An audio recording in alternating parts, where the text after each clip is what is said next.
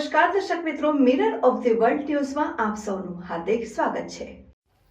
Akota police station હદ વિસ્તારમાંથી હાથ બનાવટના દેશી તમંચા હથિયાર સાથે કિસમને પકડી પાડી કાયદેસરની કાર્યવાહી કરતી એલસીબી ઝોન 2 ટીમ। વડોદરા શહેરના ઝોન 2 વિસ્તારમાં એલસીબીની ટીમ પેટ્રોલિંગમાં હતા તે દરમિયાન બાતમી મળેલ કે અકોટા ગામ નવાવાસના નાકા પાસે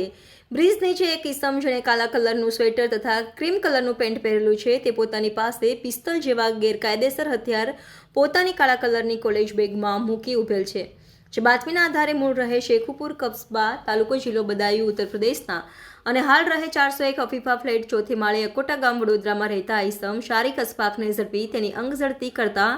ઈસમ પાસેથી કાળા કલરની બેગમાંથી એક લાકડાના હાથાવાળો ધાતુની ટ્રિગર અને બેરલવાળો દેશી તમંચો જણાઈ આવેલ,